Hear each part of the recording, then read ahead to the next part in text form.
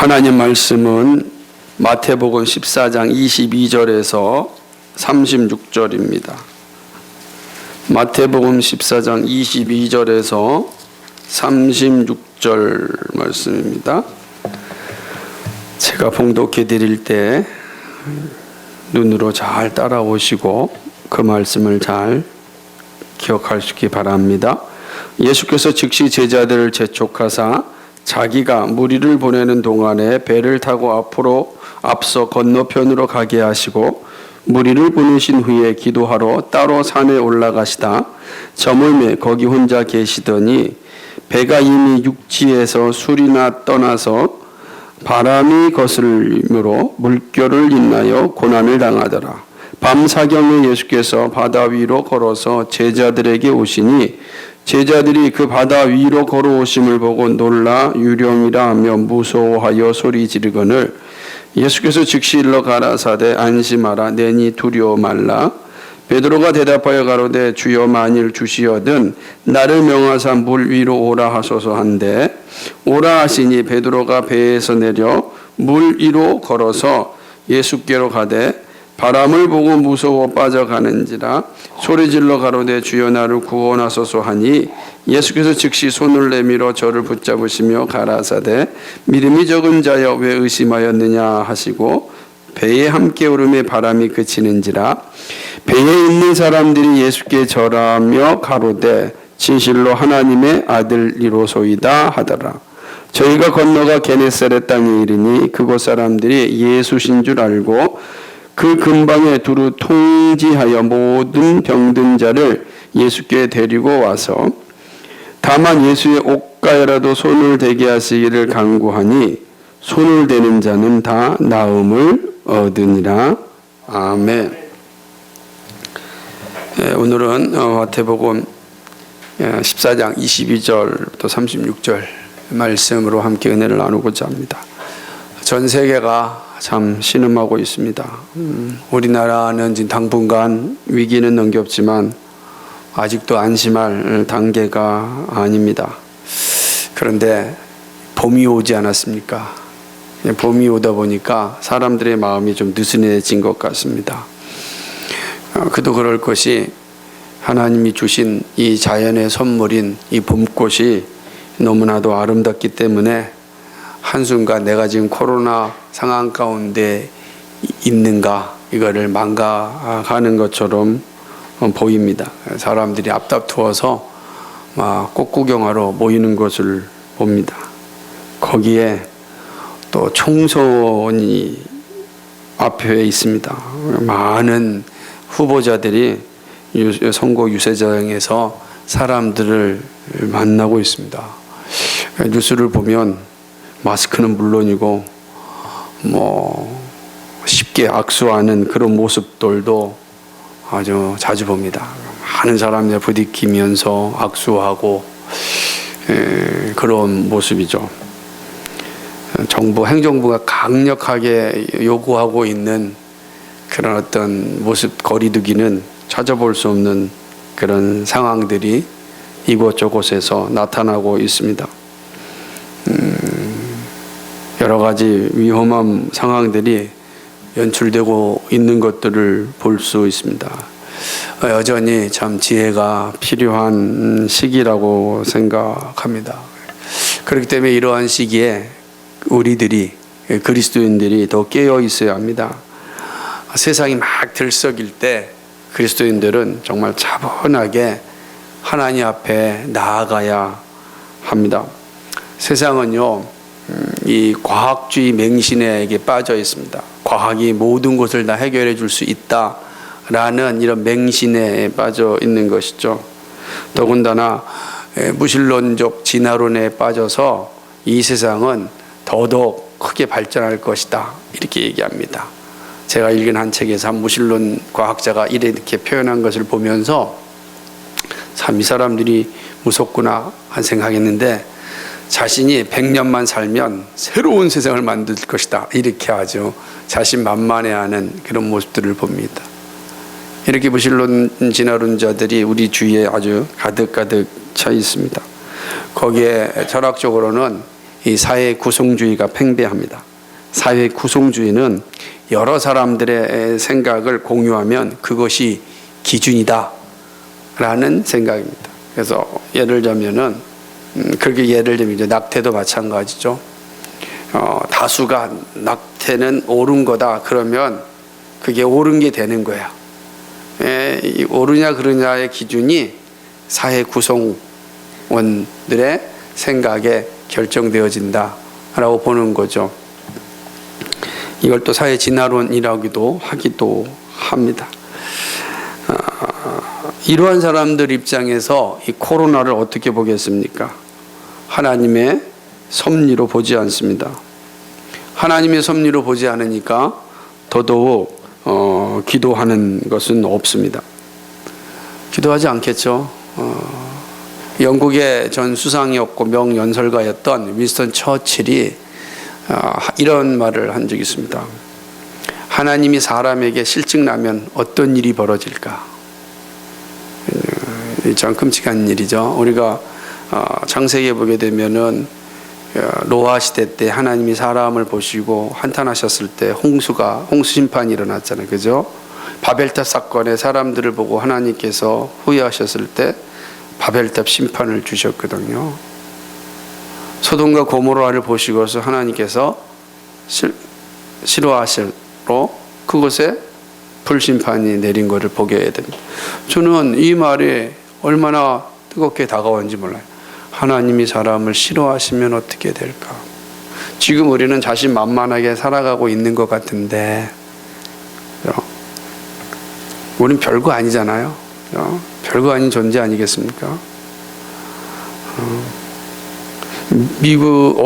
어제인가 미국이 30만 명이나 감염이 됐는데 벌써 4천 명이나 이렇게 목숨을 잃었답니다. 한순간입니다. 이런 시대가 지금 우리 앞에 있다라고 하는 거죠. 세상 곳곳에서 마음을 아프게 하는 일들이 일어나는데 사람들은 기도하지 않습니다. 범에 취해 있습니다. 근데 문제는 여기 또 하나 있습니다. 바로 그리스도인들입니다. 그리스도인들도 기도가 약해지고 있습니다. 교회로 모이기를 힘쓰라고 하였던 것은 인간의 연약한 본성 때문입니다. 우리는 얼마든지 하나님과 단독적으로 신앙생활을 할 수 있지만 이 타락한 본성은 결코 혼자 자신의 신앙을 유지할 수 없습니다. 그래서 하나님께서 교회를 허락하셨고 모여 함께 기도하고 함께 이 세상과의 싸움에서 이겨가라고 우리를 부르신 것입니다. 근데 지금 혼자 있는 시간이 점점 많아지고 있습니다.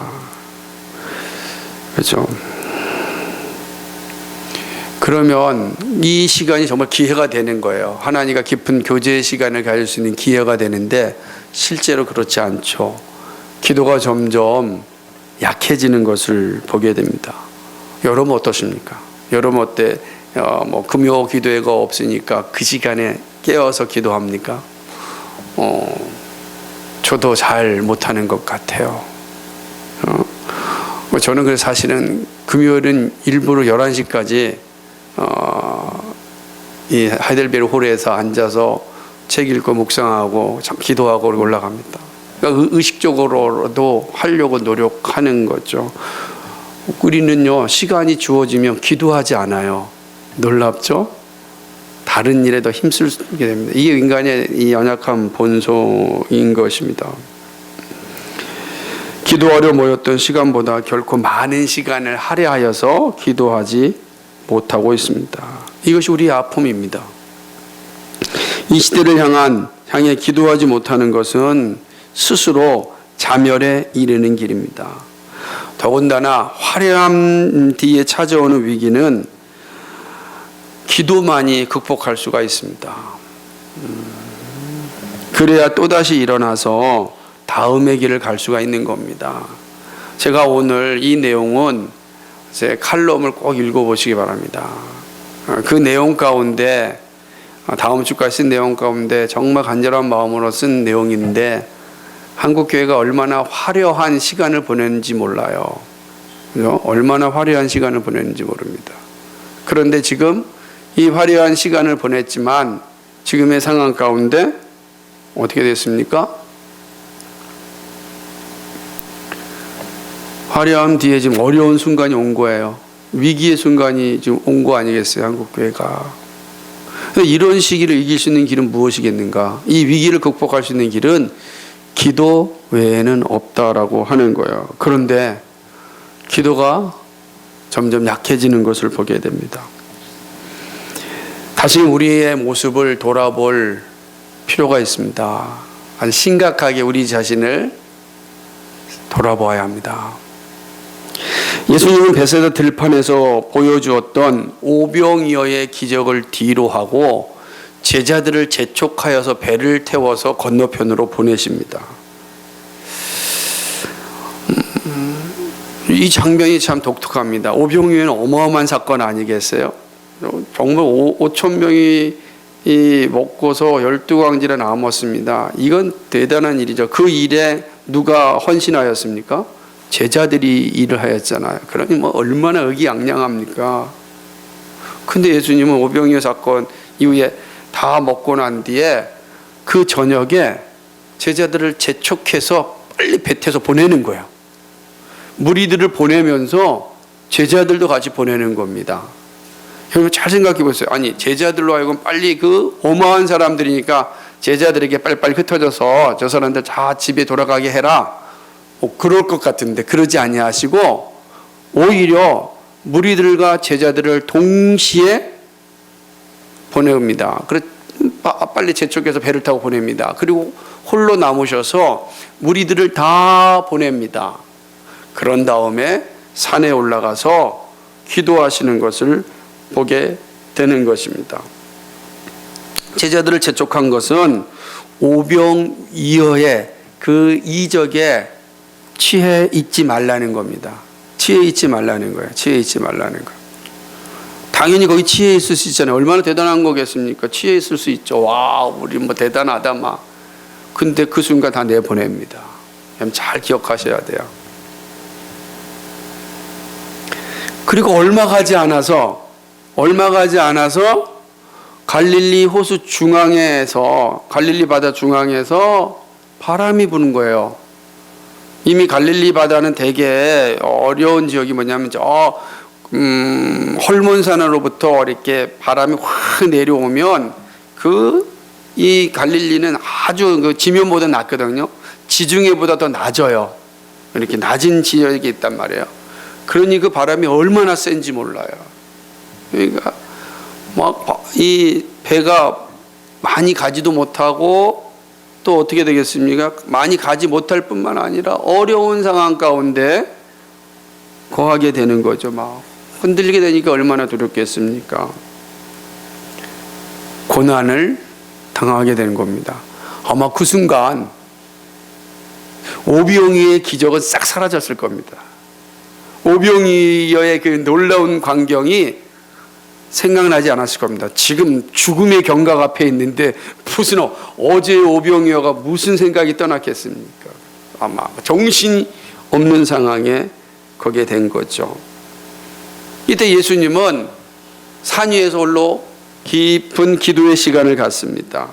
그런 후에 밤 4경쯤에 오늘로 하면요 새벽 3시에서 6시 사이입니다. 이 4경쯤에 바다 위를 걸어서 제자들에게로 가십니다. 예수님이 바다 위를 걸어오시는 것을 제자들이 막 이 풍랑 가운데 보았을 때 어떻겠습니까? 기뻤겠습니까? 얼마나 놀랐겠습니까? 지금 칠흑 같은 어둠이죠. 바람은 불죠. 배는 휘청거리죠. 잘못하면 죽음의 경각에 떨어질 수밖에 없는데 거기에 한 물체가 오고 있는 거예요. 상상이나 했겠습니까? 예수님이 상상이나 했겠습니까?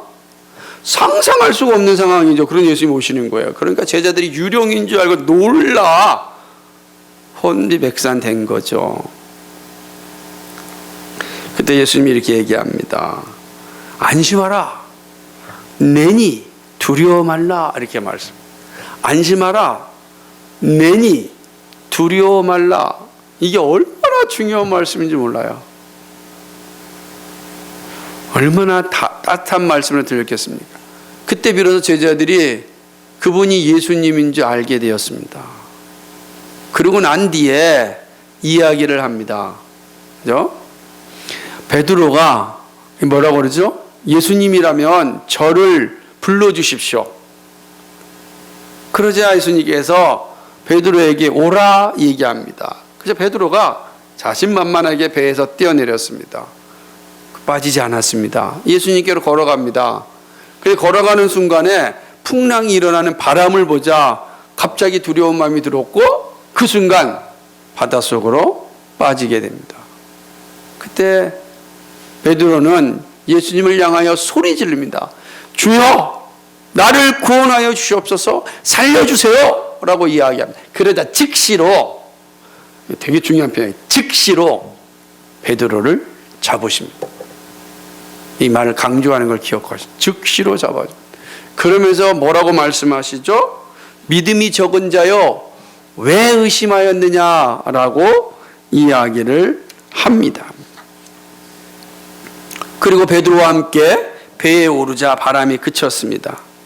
베드로가 믿음이 없었던 것은 예수님을 보지 않고 환경을 보았기 때문입니다. 여기서 믿음이 없다, 믿음이 적은 자요라고 한 것은 예수님만 바라보고 가야 되는데 풍랑과 그 바람을 보고 예수님을 잊어버린 거죠. 그럼 예수님이 오라 그래서 가야 되는데 예수님을 보지 않으니까 물속으로 들어갈 수밖에 없는 거죠. 오라 그러셨잖아요. 예수님께 내게 오라 그랬어요. 예수님만 봐야 되는데 예수님만 보지 못한 거죠. 예수님을 보지 않고 환경을 보았기 때문입니다.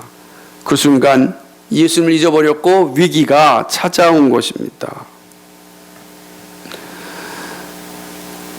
베드로와 함께 배에 오르신 예수님, 제자들은 예수님을 보고서 예수님 앞에 절을 합니다.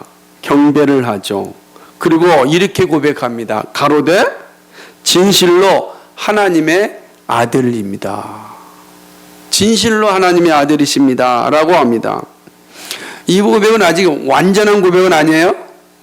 완전한 고백입니다. 완전한 고백을 향하여 가고 있는 그런 여정이 있습니다. 그러나 예수님은 게네사렛 땅으로 갑니다. 그리고 그곳에서 복음을 전하고 병든 자를 고쳐줍니다. 그런데 놀라운 일이 일어납니다. 게네사렛 땅에서 사람들이 예수님의 옷깃만 옷깃이라도 만질 수 있게 해달라고 요청을 합니다. 예수님이 허락을 합니다. 사람들이 예수님의 옷깃을 만지자 그들의 병이 나음을 얻습니다. 이것은 세 사건의 연속이에요. 오병이어의 사건, 그 다음에 갈릴리 풍랑 사건, 게네사렛 이 옷깃 사건, 이게 연속으로 되고 있는 거예요. 뭘 말하고자 하는 거예요? 하나님 얘기예요. 예수님이 누구시라는 거? 하나님의 아들이시다 라고 하는 사실을 밝혀주고 있는 장면인 것입니다. 이것이 본문의 내용입니다. 오병이어의 이적 사건 이후에 이어지는 예수님의 이적 사건입니다. 이것은 오병이어의 사건을 통하여 보여주셨던 하나님이신 예수님을 계시하는 겁니다. 본문 역시 우리의 신앙이 어디에 있어야 하는지를 분명하게 말씀합니다. 우리의 예배의 중심이 누구이고 우리가 바라볼 분이 어떤 분인지를 보여주시는 말씀입니다. 그 사실을 차례대로 한번 살펴봐야 합니다. 우리 후진이 다 뒤에 서 있어야 되겠어.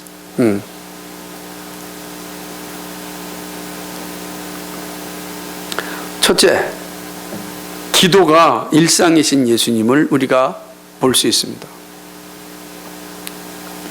코로나로 일상이 중지되자요 많은 이야기가 들려옵니다. 그 중에 프로축구 선수들의 모습이 종종 뉴스를 통하여서 이렇게 들려오는 걸 보게 되는데요. 유명한 프로축구 선수들이 이제 경기를 할 수 없잖아요. 그러니까 다 집에서 이제 있게 되는 것입니다. 그런데 재밌는 사실은 그 사람들은 집에 있지만 한시도 빼놓지 않고 게을리지 않고 계속 운동하는 겁니다. 계속 운동하는 걸 보여줘. 아이 집안 자체를 운동장처럼 이렇게 꾸며가지고 몸을 단련하고 있습니다. 야, 진짜 프로 선수들이다. 어느 날 갑자기 경기가 시작되었을 때 그들은 그대로 가서 경기할 수 있도록 몸을 만드는 것이죠. 기도가 이와 같습니다. 기도는 쉬는 경우가 존재해서는 안 됩니다. 그 모습을 잘 보여주는 분이 누구냐? 예수님이시잖아요. 예수님에게 기도가 필요할까요? 하나님이신데 기도가 필요할까요? 그런데 예수님의 삶에서 기도를 빼놓고는 이야기할 수가 없습니다. 예수님은 그의 일상이 기도였습니다. 특별히 하나님의 일을 감당하는 일에 있어서 기도 없이 한 걸음도 나가지 않았습니다. 예수님은 자신의 길을 마치는 순간까지 하나님께 기도하였습니다. 즉 하나님과 끊임없이 교제하였습니다. 성부 하나님과의 교제 없이 성자 하나님은 일하지 않으셨습니다. 일할 수 없었습니다. 오병이어의 사건은 십자가의 길로 가는 새로운 길입니다. 세례 요한의 죽음의 소식을 듣고 헤롯의 광분을 들었던 예수님입니다. 그런 후에 오병이어의 이적을 일으키셨습니다. 자, 한번 생각해 보세요. 헤롯의 광분과 오병이어의 이적을 비교해 볼 때 헤롯이 예수님께 대적이나 될 수 있겠습니까? 과연 누가 예수님 앞에 대적자가 될 수 있겠습니까? 없습니다. 그 능력 앞에 과연 누가 대들 수 있겠습니까? 대단한 분이죠. 자신만만할 수 있는 모든 것을 다 가지고 계신 분입니다. 그러나 예수님은요, 십자가의 길이 어떤 길인지 알았습니다. 그것은 헤롯과 대결하는 길이 아닙니다. 하나님께 버림받는 길입니다. 우리의 죄를 위하여서 우리의 죄를 다 사하여 주시기 위하여 하나님께로부터 버림받아야 되는 길입니다. 이 길을 어떻게 갈 수 있겠습니까? 어떻게?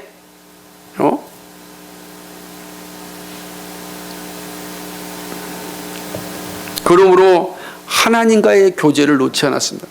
예수님 마지막 순간도 하나님 원하신다면 이 잔을 내게서 거두십시오라고 하지 않습니까? 결코 쉬운 길이 아닙니다. 기도 없이는 십자가 앞에 갈 수가 없는 거예요. 기도 없이는 맡은 바 사명을 감당할 수가 없는 겁니다. 그러므로 예수님은 일상 속에서 늘 하나님과 교제하였습니다. 23절 말씀처럼 기도하러 따로 산에 올라갔습니다. 그리고 날이 저물 때까지 혼자 계셨습니다. 날이 저물 때까지 성부 하나님과 깊은 교제 속에 있었습니다. 그 기도가 어떤 기도인지 우리는 겟세마네 기도에서 보잖아요. 땀방울이 핏방울이 되도록 기도하신 겁니다. 하나님과 깊은 교제의 시간을 가졌습니다. 예수님은 기도 없이 일상을 살지 않았습니다. 기도하는 것을 쉬는 것이 죄임을 누구보다도 잘 알고 있었습니다. 우리가 잘 알고 있듯이 십자가의 마지막 순간은 기도였습니다. 그렇죠? 기도였어요. 그는 시작도 기도요, 마지막도 기도였습니다. 알파와 오메가이신 처음과 나중이신 예수님의 삶은 기도였습니다. 기도 없이 그는 어떤 일도 하지 않았습니다. 그러므로 예수님은 누구보다도 기도를 강조하셨습니다. 기도는 산을 옮길 만한 능력이라고 하셨습니다. 깨어 기도하라고 하셨습니다. 구하고 찾고 두드리라고 하였습니다. 기도 없이는 그 어떤 것도 얻을 수 없다고 하셨습니다. 그러기에 사도들 역시 일상의 기도를 살았습니다. 사도 바울은 이렇게 얘기합니다. 항상 기도하라. 이것이 예수님의 가르침입니다. 예수님은 기도가 일상이셨습니다. 우리 이 사실을 늘 기억해야 됩니다. 두 번째 교훈은요, 구원의 길이신 예수님입니다. 예수님은 제자들을 재촉하여 배를 태워 보냈습니다. 여기에서 제자들이 오병이어에 도취되지 않게 하기 위함임을 보여주셨습니다. 구원에 이르는 길은요, 고난을 통과해야 됩니다. 도취된 상태로 갈 수 있는 길이 아니에요. 십자가 없이 영광은 없어요. 예수님이 십자가를 져야 영광의 나라에 들어가는 거예요. 제자들 마찬가지입니다. 오병이어를 통하여 영광에 들어가는 것이 아니라 고난의 과정이 있어야 됩니다. 저들도 예수님이 지던 십자가를 제자들도 져야 됩니다. 제자들이 졌던 그 십자가를 오늘 우리들도 져야 합니다. 십자가 없이 영광에 들어갈 수가 없습니다. 예수님은 제자들을 재촉하여 보냅니다. 바다에서 큰 고난을 당합니다. 오병이어의 영광은 한순간에 사라졌습니다. 그들은 자신들 앞에 다가온 고난 앞에 정신이 없습니다. 갈릴리 바다에 잔뼈가 굵은 제자들도 정신이 없을 정도였습니다. 더군다나 저녁입니다. 칠흑 같은 어둠입니다.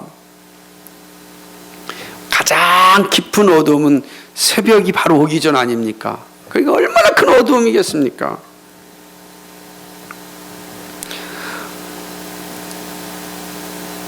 우리가 잘 알던 어부들은 저녁에 배 띄우지 않죠. 그 칠흑 같은 저녁에 배어 띄웠다가 어떤 일을 당하게 해요? 누구보다도 배에 대해서 잘 알고 있는 제자들 아닙니까? 그런데 예수님이 재촉하는 바람 배를 타고 가는 거 아니겠어요? 그리고 어려움을 맞이하게 된 것입니다. 어두움과 바람은요, 물리적인 현상이지만 영적으로 우리의 삶을 잘 보여줍니다.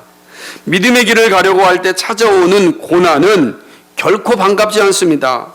하지만 피하여 갈 수도 없습니다. 바람과 어두움은 혼돈된 세상을 잘 보여줍니다. 혼돈된 세상입니다. 이것은 우리가 사는 세상을 잘 보여주고 있습니다. 얼마나 지금 우리가 혼란스러운 세상을 살고 있습니까? 영적으로도 마찬가지고요. 또 사상적으로도 마찬가지고요. 사회적으로도 마찬가지입니다. 정말 혼란스럽습니다. 거기에 지금 이 세상이 지금 이 바이러스로 인하여서 한치의 앞을 볼 수 없는 그런 어려움을 겪고 있습니다. 여러분도 이러한 삶을 살아갈 때 얼마나 힘드시겠습니까? 하루하루가 누구를 만나는 것도 힘들고 교회 오는 것도 힘들고 얼마나 두렵습니까? 맛있는 밥을 먹어도 빨리 일어나야 되고 커피 한 잔 먹어도 빨리 나와야 되고 혹시라도 라고 하는 생각이 막 한순간에 들지 않습니까? 특별히 코로나 이후에는 경제적으로 매우 어려워질 것입니다.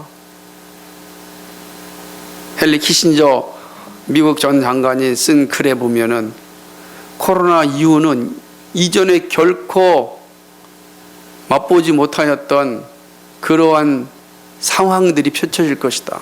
전 세계가 완전히 새롭게 재편될 것이다. 이렇게 이야기하는 것을 보았습니다.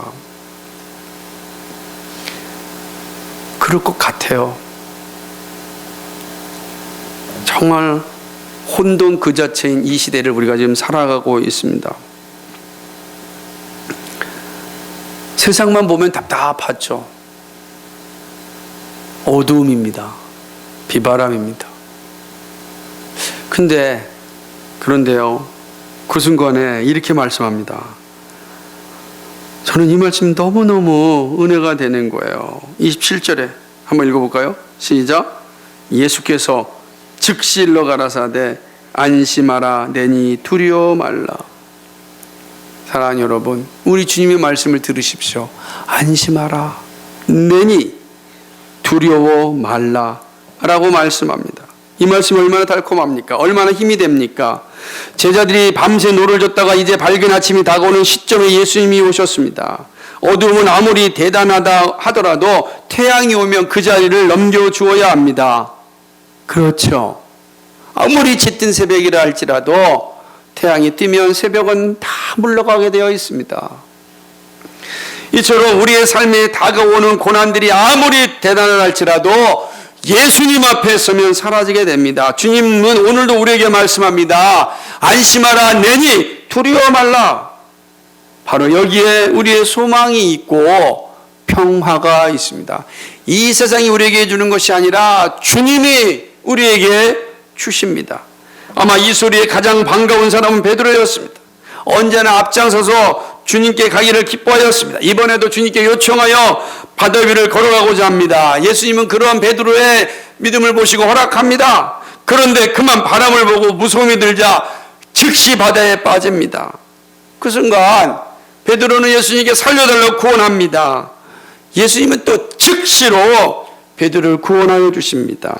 즉시 대답하셨습니다. 안심하라, 내니 두려워 말라 하셨던 주님께서 베드로가 물에 빠지자 또 즉시로 말씀하셔서 즉시로 그의 손을 잡아주십니다.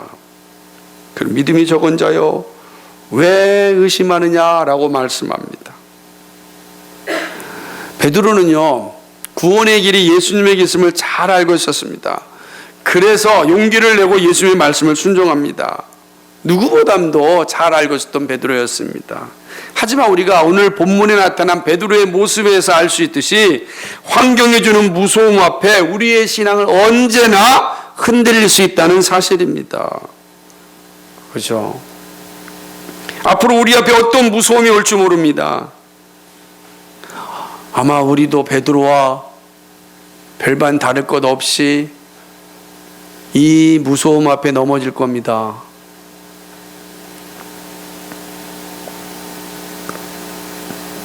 그럴 겁니다, 아마.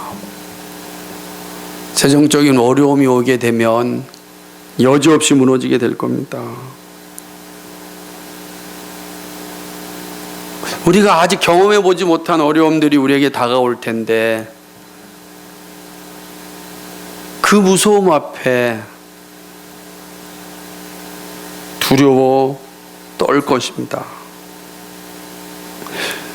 여러분, 누구도 마찬가지입니다.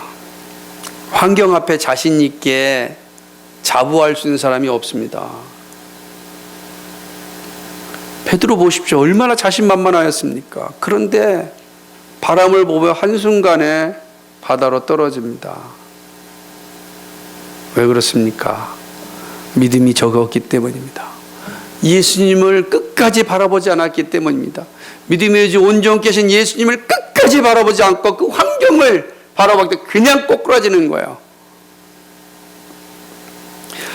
예수님이 집중하지 아니하면 반드시 환경 앞에 무너지고 맙니다. 그 바람 앞에, 그 어두움 앞에 무릎을 꿇게 되어 있습니다.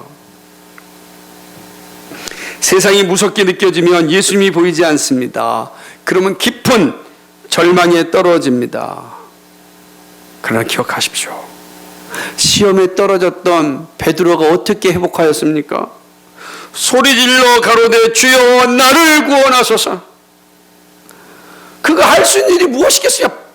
바람 가운데 그 바닷속에 떨어지는데 그가 할 수 있는 일이 무엇이겠습니까? 두려움이 얼마나 opa였겠습니까? 그때 베드로가 한 일이 무엇입니까? 소리를 질렀습니다. 예수님! 살려주세요. 그 놀라운 건요, 이 외침에 예수님이 즉시로 손을 내서 건져주셨습니다. 베드로는 구원의 길이 예수님임을 잘 알고 있었습니다. 누구라도 예수님의 얼굴을 보지 않고 세상을 보면 시험에 떨어집니다. 우리의 연약한 때문입니다. 그러나 회복의 길이 없는 것이 아닙니다. 바로 소리질러 주여 살려달라고 요청하는 때 예수님은 우리를 구원하여 주십니다. 구원의 길은 오직 예수 그리스도에게 있습니다. 어디에 있든지 소리 지를 수 있어야 됩니다. 여러분, 어디에 있든지 어떤 상황 가운데 있든지 내가 믿음으로 가다가 실수하여 환경 때문에 두려워하여 시험에 들어서 떨어질 때 회복할 수 있는 유일한 길은 소리 질러 예수님 살려주세요. 이거 외에는 없습니다. 그때 주님은 즉시 우리를 구원하여 주십니다. 구원의 길은 예수 그리스도에게 있음을 늘 기억하십시오. 세 번째로는 믿음의 푯대이신 예수님을 우리에게 말씀합니다. 운동을 하든 운전을 하든 목적이 없으면 방황하게 됩니다. 삶에 있어서 목적 없이 사는 것만큼 괴로운 것이 없습니다. 목적이라는 것은 삶을 활력 있게 만들어줍니다. 바울은 자신의 삶을 말하기를 앞에 있는 푯대를 향하여 달려가는 것이라고 고백하였습니다. 그렇죠? 한번 찾아볼까요? 빌립보서 3장입니다. 14절입니다.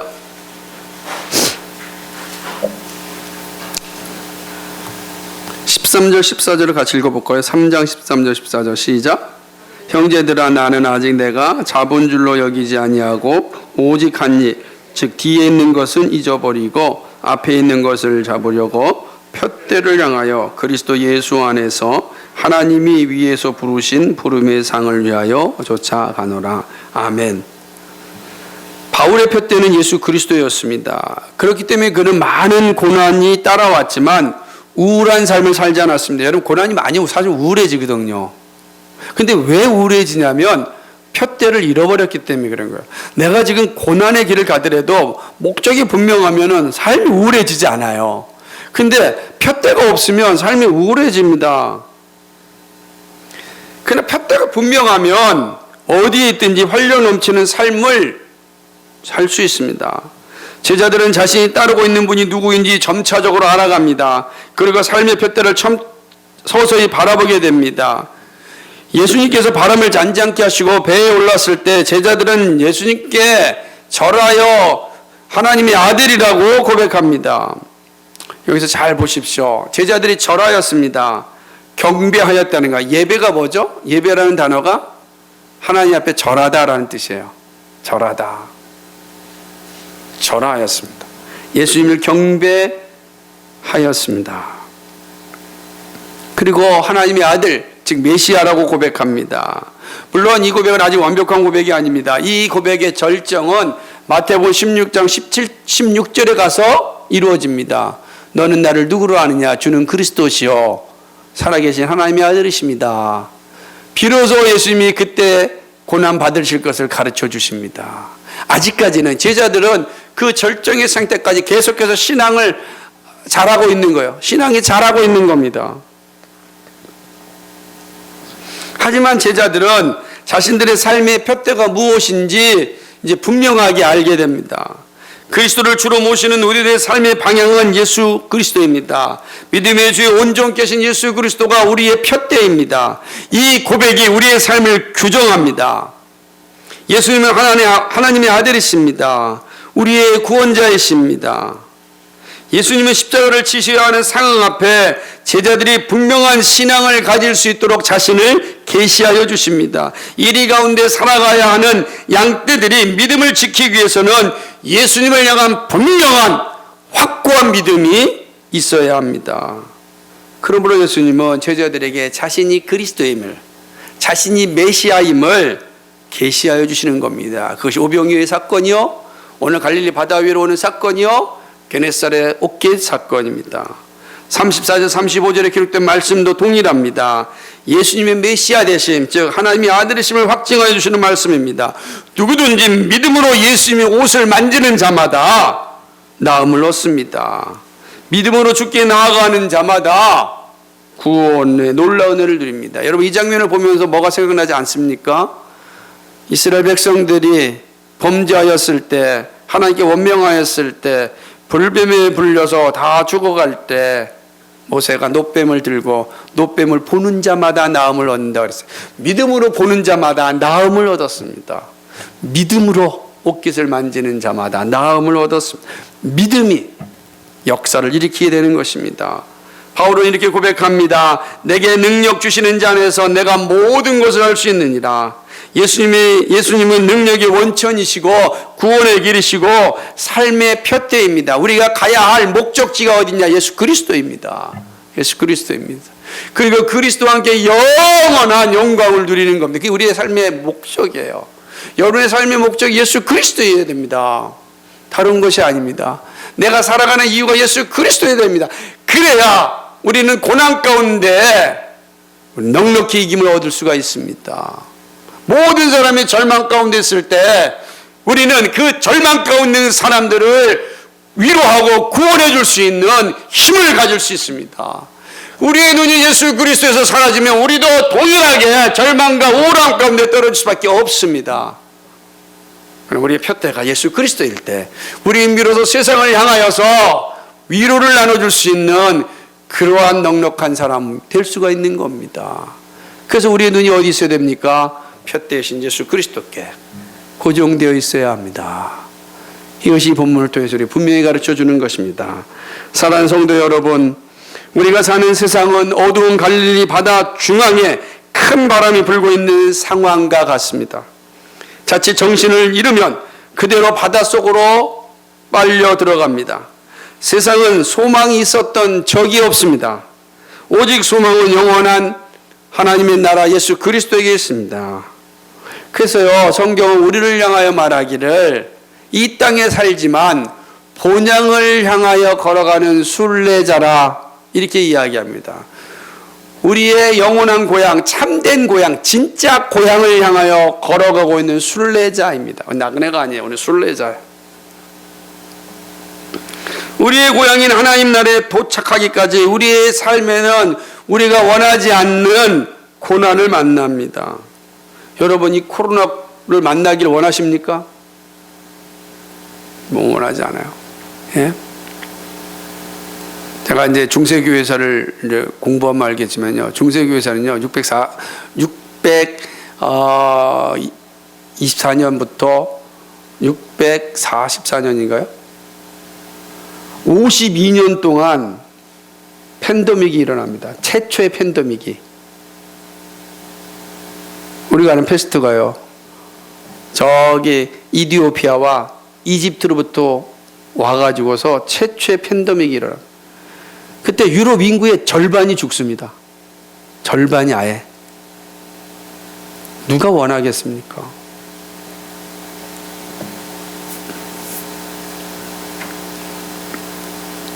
원하는 사람이 아무도 없습니다. 그러나 고난은 여지없이 우리에게 다가옵니다. 그리고 우리의 신앙을 훈련시킵니다. 그래서 더더욱 큰 고난을 견딜 수 있도록 준비시킵니다.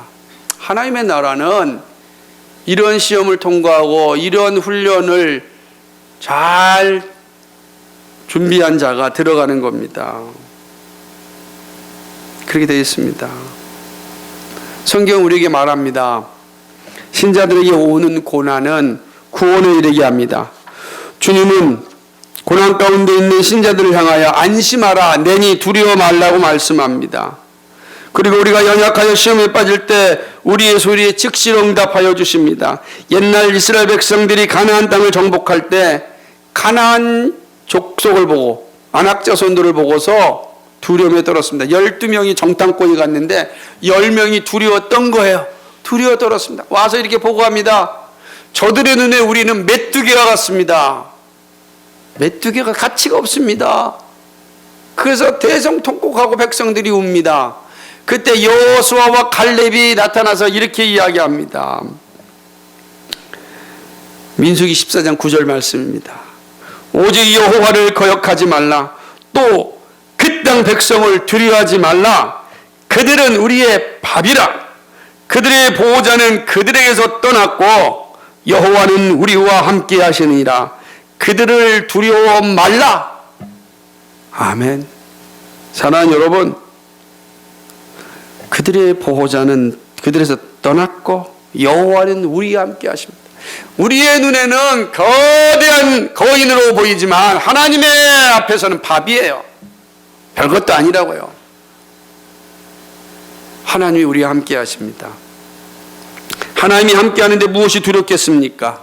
이것이 참된 믿음입니다. 인간적인 눈에는 두려움이 가득한 현실입니다. 그러나 주님이 함께 하십니다. 내니 두려워 말라고 말씀하십니다.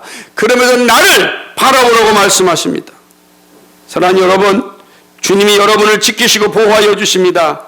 여러분이 주님께 소리질러 구원하여 달릴 때 주님은 즉시로 여러분을 구원하여 주십니다. 이제 신자로서 할 일은 환경이 아니라 주님을 바라보는 더욱 힘을 다하여 주님께 우리의 눈을 고정해야 됩니다. 힘을 다하여 주님을 부르고 함께 나아가야 합니다. 그의 옷을 만지기만 하면 나올 수 있다는 믿음을 가지고 주님께 우리의 모든 것을 고종해야 하는 것입니다. 지금 할 일은 분명합니다. 바로 주님을 똑바로 바라보고 주님을 부르고 주님께 나가는 일입니다. 여러분 어떻게 살고 있습니까? 주님을 하나님의 아들로 확신하고 더 가까이 나가고 있습니까? 앞으로의 현실이 어떻게 변할지 모릅니다. 그러나 우리 주님은 변화된 현실 속에서도 변함없이 우리를 사랑하십니다. 안심하라. 내니 두려워 말라. 지금 여러분이 할 일은 세상을 바라보는 것이 아니라 주님을 바라보는 일입니다. 주님과 교제하고 주님이 주시는 힘으로 순례자의 길을 가는 겁니다. 기도하고 이 길을 걸어가는 겁니다. 앞으로 세상이 우왕좌왕할 것입니다. 이때 더 힘써 감당해야 할 일은 주님을 바라보는 일입니다. 바람과 바다가 아니라 바다 위로 다가오시는 예수님을 만나야 합니다. 이것이 어두움과 바람을 이기는 길입니다. 사랑하는 여러분, 주님은요, 그 험악한 세상 가운데서 기도하면서 그 맡은 바 사명을 감당하였습니다. 그렇다면 여러분이 이 혼란스러운 세상을 이길 수 있고 이 혼란스러운 세상에서 믿음으로 이겨나가려면 어떻게 해야 되겠습니까? 기도가 필요합니다. 기도가 있어야 합니다. 홀로 있을 때 더 기도하십시오. 시간이 많이 좋을 때 좀 기도하십시오. 기도해야 됩니다. 기도가 우리가 살아나는 길입니다. 말씀이신 주님은 기도가 일상이었습니다. 기도가 더 깊어질 때 순례자의 삶을 온전히 감당할 수 있습니다. 기도할 때 구원의 길이시고 삶의 표 되신 예수님을 더욱더 깊이 만날 수 있습니다. 그러면 그것이 고난의 길에서 평안을 유지할 수 있는 능력을 받게 됩니다. 능력을 받으면 고난 가운데 있는 이들에게 비로소 그리스도의 사랑을 이야기할 수 있습니다. 어쩌면 이때를 위하여 우리를 남겨주심이 아닌지 모릅니다. 모두가 우왕좌왕하고 있을 때 어떻게 살아야 할지 모를 때 그리스도의 아름다운 모습을 보여줄 수 있습니다. 교회의 교회다움을 보여줄 수 있습니다. 순례자로서의 아름다움을 보여줄 수가 있는 것입니다. 그런데 그 일은 주님이 하나님과 깊은 교제 가운데 있을 때 이루어졌듯이 오늘 우리도 우리 주님과 깊은 교제 가운데 있을 때 성령께서 우리를 통하여 그 일을 하게 하실 것입니다. 사랑하는 여러분, 이 험악한 세상에 믿음의 거룩한 모습을 보여줄 수 있는 그리고 멋진 하나님의 순례자들이 되기를 주님의 이름으로 축복합니다. 거룩하시고